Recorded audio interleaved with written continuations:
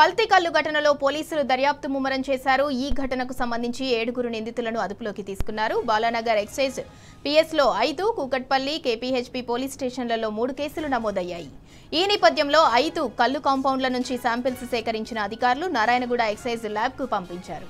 మరోవైపు కల్తీ కల్లు ఘటనలో మృతుల సంఖ్య రోజురోజుకు పెరుగుతోంది. ఈఎస్ఐ ఆసుపత్రిలో చికిత్స పొందుతూ నర్సమ్మ అనే మహిళ ఇవాళ మృతి చెందింది. దీంతో మృతుల సంఖ్య 7కు చేరింది. నర్సమ్మ సాయి చరణ్ కాలనీకి చెందిన వ్యక్తిగా అధికారులు తెలిపారు. కల్తీ కల్లు బాధితులు నిమ్స్, గాంధీ ఆసుపత్రిలో చికిత్స పొందుతున్నారు.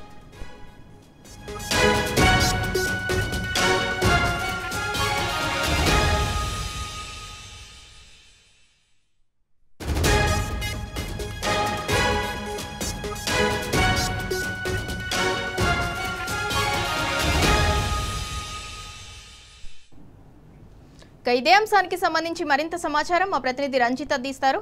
రంజిత్, కల్తీ కల్లు ఘటనలో మృతుల సంఖ్య అయితే రోజు రోజుకు పెరుగుతుంది. ఈ నేపథ్యంలోనే కల్తీ కల్లు ఘటనలో పోలీసులు దర్యాప్తు కూడా ముమ్మరం చేశారు. దానికి సంబంధించి డీటెయిల్స్ ఏంటి? ఇప్పటికీ 2 రోజులు అవుతుంది, కానీ బాధిత కుటుంబాలు రోజు రోజు కూడా ముందు వచ్చిన పరిస్థితులు కనబడుతున్నాయి. కల్తీ కల్లు ఘటనలో పోలీసులు ఇప్పటికే దర్యాప్తు ముమ్మరం చేశారు. పోలీసుల అదుపులో ఇప్పటికే 7 నిందితులు తీసుకున్నారు. వారు పాల్నాడు ఎక్సైజ్ పోలీసులు వచ్చి వీళ్ళపైన కేసు నమోదైనట్లుగా కూడా తెలుస్తుంది. కూకట్పల్లి కేబీహెచ్పీ పోలీసులు వీళ్ళపైన వచ్చి 3 కేసులు నమోదు చేశారు. దానితో పాటుగా ఏదైతే కూకట్పల్లి జేలింగంపల్లి పరిసర ప్రాంతాల్లో ఉన్నటువంటి 5 కళ్ళ కాంపౌండ్లను వచ్చేసి తీసుకొచ్చి వాటి నుంచి శాంపిల్స్ ని సేకరణ చేశారు. సేకరణతో పాటుగా వీటిని ల్యాబ్కు నారాయణగూడ ఎక్సైజ్ ల్యాబ్ కూడా పంపించినట్లుగా అధికారులు చెప్పిన పరిస్థితులు కనబడుతున్నాయి. కానీ ఇప్పటికీ ఇంత ఘటన జరగడానికి కారణం కూడా ఓన్లీ ఆబ్కార్ పోలీసుల యొక్క నిర్లక్ష్యం వల్లనే ఇది జరిగిందని. ఎందుకనంటే ప్రతి నెల ఏదైతే సంవత్సరానికి కావాల్సిన ట్యాక్సీలు కట్టించుకోవడంతో పాటుగా దానిపైన కూడా తనిఖీలు చేపట్టాలి, దర్యాప్తు చేయాలి. కానీ ఇప్పటి వరకు కూడా దాని మీద నిలవారి దర్యాప్తులుగా తనిఖీలకి ఎలాంటి చేయకపోవడం వల్లనే దాదాపు బారిన పడుతున్నట్టుగా తెలుస్తుంది. కానీ ఇప్పటికే కూడా రోజు రోజుకు వచ్చేసి బాధితులు అనేది ఎక్కువగా అవుతున్నారు. అటువైపు కొన్ని రామ్నగర్ హాస్పిటల్ కావచ్చు, ఓల్డ్ హాస్పిటల్ కావచ్చు, ఇక్కడ నిమ్స్ హాస్పిటల్, మరోవైపు నిమ్స్ గాంధీ హాస్పిటల్లో కూడా బాధితులు వెళుతున్నారు. ఒక వార్తలు విరోచనాలతో వచ్చేసి వాళ్ళు ఇబ్బందులు పడుతున్నట్టుగా ఆయకతో ఉన్న వ్యాధులు జరగడం అనేది అంతా జరుగుతుంది.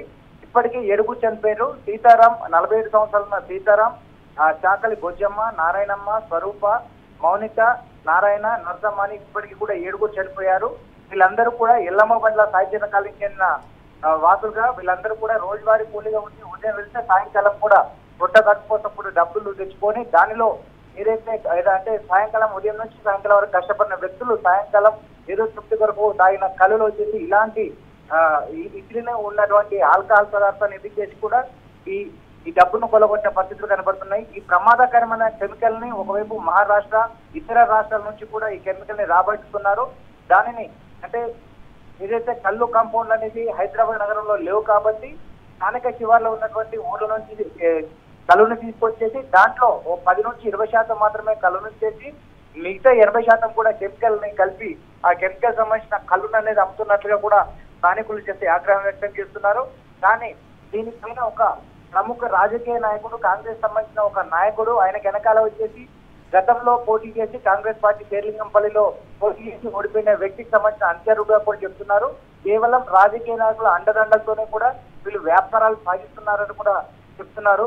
కానీ వీళ్ళపైన మాత్రం గతంలో కూడా ఇలాంటి చర్యలు జరిగినాయి. 2006, 2007లో కూడా ఇలాంటి ఘటన జరిగేసి దాదాపు 6 కూడా మృతి చెందిన పరిస్థితులు ఉన్నాయి. కానీ అప్పటి నుంచి ఇప్పటి వరకు ఎలాంటి ఘటన జరగలేదు. కానీ 20 నెలల్లో కూడా వీళ్ళపైన ఎలాంటి తనిఖీలు చేయకపోవడమే ఆబ్కార్ పోలీసుల నిర్లక్ష్యం వల్లనే కూడా ఇంత ఘటన జరుగుతుందని కూడా ఏదైతే బాధితున్నారో వాళ్ళందరూ కూడా ఆగ్రహం వ్యక్తం చేస్తున్నారు. సింధూరా, రంజిత్, దీని వెనుక కాంగ్రెస్ నేతలు ఉన్నారని చెప్తున్నారు. అందుకోసమే ఆబ్కారీ పోలీసులు నిర్లక్ష్యం వహించారు, అందుకే వాళ్ళు తనిఖీలు చేయలేదు అని అనుకోవచ్చా?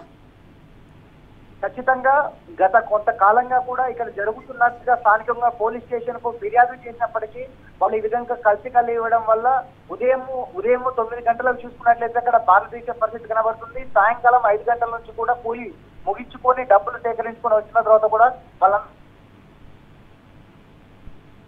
కేవలం ఏంటంటే ఒక డ్రగ్ లాగా ఆ యొక్క ఇస్లింగ్ యొక్క ఆల్కహాల్ తీసుకోవడం వల్ల వాళ్ళందరూ దానికి అలవాటు పడుతున్నారు. కానీ దీనిపైన ఈ విధంగా జరుగుతుందని స్థానికులు వాళ్ళకు కంప్లైంట్ చేసి ఈ స్థానికంగా ఉన్నటువంటి కళ్ళు కంపౌండ్లని మూసివేయాలని కూడా స్థానికులు ఫిర్యాదు చేసినప్పటికీ పోలీసులు పట్టించుకోలేదు. ఎందుకనంటే వీళ్ళ వెనకాల కాంగ్రెస్ యొక్క అండదండలు ఉండడం, వాళ్ళ అండదండలతో పాటుగా వీళ్ళు ఇలాంటి మత్తు కళ్ళను ఏదైతే విక్రయించేసి కోట్ల రూపాయలు సంపాదించుకోవడానికి కూడా ఈ విధంగా చేస్తున్నట్టుగా చెప్పుకోవచ్చు సింధురా.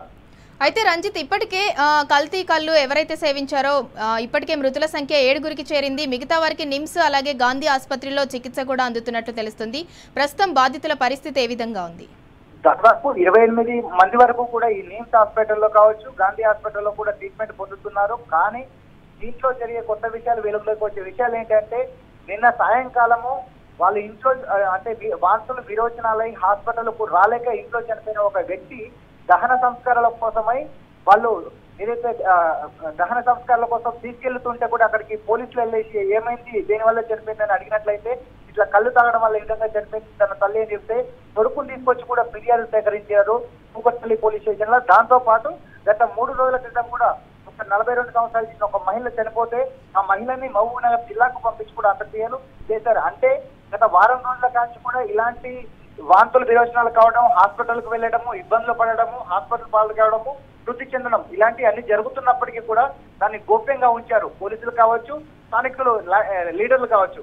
కానీ ఒక్కసారిగా 32 మంది హాస్పిటల్కు రావడము, హాస్పిటల్లో ఉన్న వాళ్లకు సీరియస్ కావడం, అక్కడికక్కడే మృతి చెందడం, వాళ్ళతో పాటుగా ఇప్పటికే కూడా మృతుల సంఖ్య 7కు పెరగడం వల్ల ఒక్కొక్కరు కూడా వెలుగులోకి వస్తున్నారు. కానీ ఇకపైన రేపటి నుంచి కూడా ఏం జరుగుతుంది కూడా ప్రశ్నార్థకంగా ఉంది.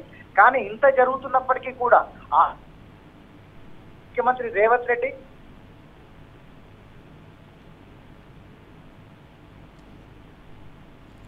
రంజిత్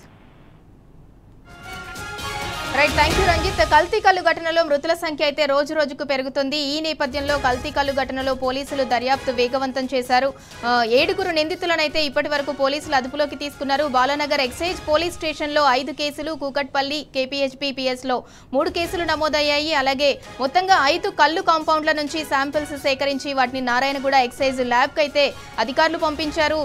ఈ కల్తీ కల్లు సేవించి మొత్తంగా మృతుల సంఖ్య 7కు చేరింది. సాయి చరణ్ కాలనీకి చెందిన నర్సమ్మతో పాటు ఆసుపత్రిలో చికిత్స పొందుతూ నర్సమ్మ మృతి చెందారు. అలాగే నిమ్స్ గాంధీ ఆసుపత్రిలో కల్తీ కల్లు బాధితులకైతే చికిత్స అందిస్తున్నారు.